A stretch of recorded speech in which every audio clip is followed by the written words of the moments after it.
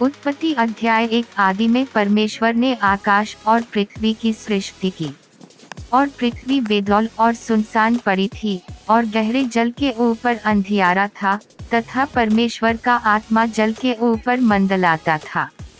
तब परमेश्वर ने कहा, उजियाला हो, तो उजियाला हो गया। और परमेश्वर ने उजियाले को देखा कि अच्छा है, और परमेश्वर ने उजियाले को अंधियारे से अलग किया। और परमेश्वर ने उजियाले को दिन और अंधियारे को रात कहा। तथा सांझ हुई फिर भोर हुआ। इस प्रकार पहला दिन हो गया। फिर परमेश्वर ने कहा, जल के बीच एक ऐसा अंतर हो कि जल दो भाग हो जाए। तब परमेश्वर ने एक अंतर करके उसके नीचे के जल और उसके ऊपर के जल को अलग अलग किया, और वैसा ही हो गया। और परमेश्वर ने उस अंतर को आकाश कहा। तथा सांझ हुई फिर भोर हुआ। इस प्रकार दूसरा दिन हो गया। फिर परमेश्वर ने कहा, आकाश के नीचे का जल एक स्थान में इकट्ठा हो जाए और सूखी भूमि दिखाई दे, और वैसा ही हो गया। और परमेश्वर ने सूखी भूमि को पृथ्वी कहा, तथा जो जल इकट्ठा हुआ उसको उसने समुद्र कहा। और परमेश्वर ने देखा कि अच्छा है। फिर परमेश्वर ने कहा, पृथ्वी से हरी घास तथा बीज वाले छोटे छोटे पेड़ और फलदायी वृक्ष भी, जिनके बीज उन्हीं में एक एक की जाति के अनुसार होते हैं, पृथ्वी पर उगे, और वैसा ही हो गया। तो पृथ्वी से हरी घास और छोटे छोटे पेड़, जिनमें अपनी अपनी जाति के अनुसार बीज होता है, और फलदायी वृक्ष, जिनके बीज एक एक की जाति के अनुसार उन्हीं में होते हैं, उगे। और परमेश्वर ने देखा कि अच्छा है। तथा सांझ हुई फिर भोर हुआ। इस प्रकार तीसरा दिन हो गया। फिर परमेश्वर ने कहा, दिन को रात से अलग करने के लिए आकाश के अंतर में ज्योतियां हों, और वे चिन्हों और नियत समयों और दिनों और वर्षों के कारण हों। और वे ज्योतियां आकाश के अंतर में पृथ्वी पर प्रकाश देने वाली भी ठहरें, और वैसा ही हो गया।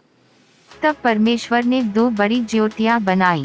उनमें से बड़ी ज्योति को दिन पर प्रभुता करने के लिए, और छोटी ज्योति को रात पर प्रभुता करने के लिए बनाया, और तारागण को भी बनाया।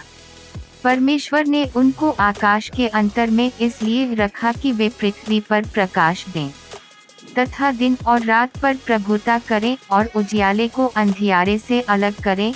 और परमेश्वर ने देखा कि अच्छा है। तथा सांझ हुई फिर भोर हुआ। इस प्रकार चौथा दिन हो गया।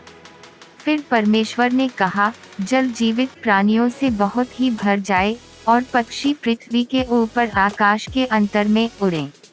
इसलिए परमेश्वर ने जाति जाति के बड़े बड़े जल जंतुओं की, और उन सब जीवित प्राणियों की भी सृष्टि की, जो चलते फिरते हैं, जिनसे जल बहुत ही भर गया, और एक एक जाति के उड़ने वाले पक्षियों की भी सृष्टि की। और परमेश्वर ने देखा कि अच्छा है। और परमेश्वर ने यह कह के उनको आशीष दी कि फूलो फलो, और समुद्र के जल में भर जाओ, और पक्षी पृथ्वी पर बढ़ें। तथा सांझ हुई फिर भोर हुआ। इस प्रकार पांचवा दिन हो गया। फिर परमेश्वर ने कहा, पृथ्वी से एक एक जाति के जीवित प्राणी, अर्थात घरेलू पशु और रेंगने वाले जंतु, और पृथ्वी के वन पशु, जाति जाति के अनुसार उत्पन्न हो, और वैसा ही हो गया। सो परमेश्वर ने पृथ्वी के जाति जाति के वन पशुओं को, और जाति जाति के घरेलू पशुओं को, और जाति जाति के भूमि पर सब रेंगने वाले जंतुओं को बनाया। और परमेश्वर ने देखा कि अच्छा है। फिर परमेश्वर ने कहा, हम मनुष्य को अपने स्वरूप के अनुसार अपनी समानता में बनाएं, और वे समुद्र की मछलियों, और आकाश के पक्षियों, और घरेलू पशुओं, और सारी पृथ्वी पर, और सब रेंगने वाले जंतुओं पर जो पृथ्वी पर रेंगते हैं, अधिकार रखें। तब परमेश्वर ने मनुष्य को अपने स्वरूप के अनुसार उत्पन्न किया। अपने ही स्वरूप के अनुसार परमेश्वर ने उसको उत्पन्न किया, नर और नारी करके उसने मनुष्यों की सृष्टि की।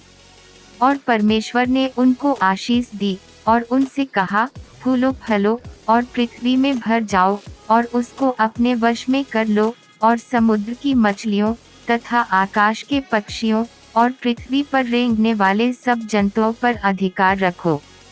फिर परमेश्वर ने उनसे कहा, सुनो, जितने बीज वाले छोटे छोटे पेड़ सारी पृथ्वी के ऊपर हैं, और जितने वृक्षों में बीज वाले फल होते हैं, वे सब मैंने तुमको दिए हैं, वे तुम्हारे भोजन के लिए हैं। और जितने पृथ्वी के पशु और आकाश के पक्षी और पृथ्वी पर रेंगने वाले जंतु हैं, जिनमें जीवन के प्राण हैं, उन सब के खाने के लिए मैंने सब हरे हरे छोटे पेड़ दिए हैं। और वैसा ही हो गया। तब परमेश्वर ने जो कुछ बनाया था, सबको देखा, तो क्या देखा कि वे बहुत ही अच्छा है।